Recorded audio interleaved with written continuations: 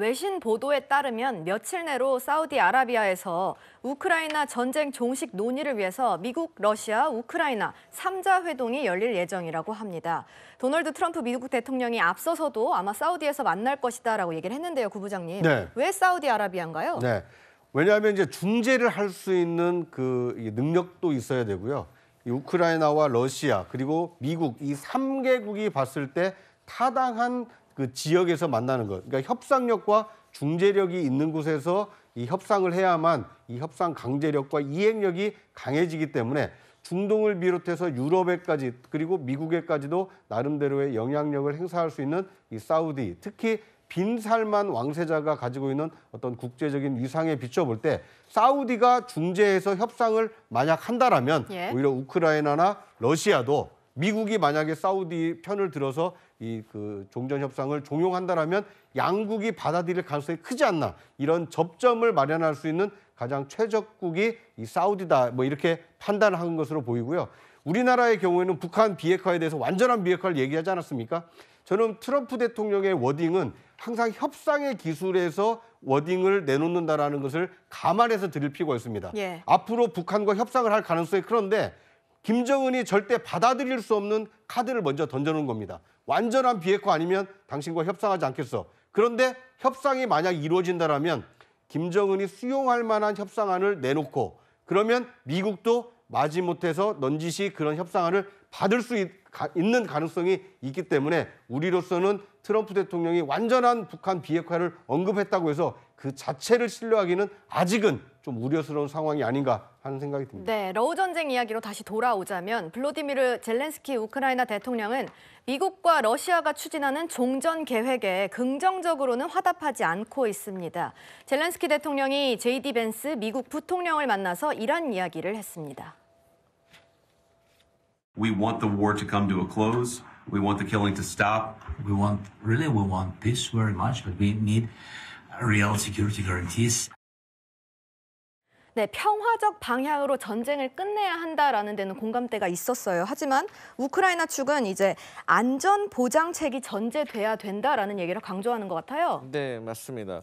그런데 이제 아무래도 트럼프 측 같은 경우는 어떤 우크라이나에게 안전 보장을 위해서 미군을 배치하고 미군을 배치한다고 하면 어떤 광물과 관련된 지분을 요구하는 듯한 그러한 태도를 취하고 있기 때문에 우크라이나로서는 조금 당황스러울 수도 있고 결국에는 지금 우크라이나 동부의 20% 정도를 러시아가 점령을 하고 있는데 이 20%에 대해서 어떻게 배분을 할 것인가가 이번 종전 협상의 어떤 가장 중요한 부분이 될 것 같은데 여기에 대해서 사실 젤렌스키 대통령으로서는 어쨌든 본인의 영토를 나눠줘야 되는 입장이기 때문에 좋지는 않겠죠. 그런데 또 우크라이나 국민들의 여론은 또 전쟁을 빨리 끝내고 싶어하는 그런 것이 있기 때문에 젤렌스키 대통령으로서는 좀 난감한 상황일 것입니다. 네, 이 안전 보장책이 굉장히 중요한 것 같은데 미국은 우크라이나의 안보 방면을 지원하는 대가로 히토류 같은 광물 자원을 달라 이런 요구를 했다는 보도가 나왔어요, 장 변호사님. 맞습니다. 일가 종전과 관련해서 미국은 취할 수 있는 경제적 이득을 얻는 데 좀 집중하는 것으로 보이는데요. 종전과 관련해서 매듭을 지을 때 우크라이나가 히토류가 상당히 많이 나오는 지역이기 때문에 거기에 대한 50% 지분을 요구했다라는 겁니다. 사실 이 부분과 관련해서 젤렌스키 대통령은 이건 수용이 불가능하다는 입장을 계속해서 취하고 있고요. 미국 현지 언론들도 이른바 러시아의 관계가 미국 입장에서도 우크라이나의 관계보다는 아무래도 무게중심이 쏠릴 수밖에 없다 보니까 이른바 더티딜, 그러니까 우크라이나에게 약간의 일방적인 이 좀 손해를 강제하는 방식으로 이른바 딜이 일어나지 않겠느냐 이런 전망이 우세한 것 같습니다. 종전 협상을 앞둔 최전선에서는요, 조금이라도 더 영토를 확보하기 위한 치열한 접전이 벌어지고 있다고 합니다. 그런데 우크라이나군이 북한군 병사를 향해서 투항하라라고 한국말로 라디오 방송한 영상이 공개됐습니다. 들어보시죠. 여러분의 지도부는 여러분을 러시아의 우크라이나 침략 전쟁에 보내고 있습니다. 러시아는 이 전쟁을 10년 전에 시작했으며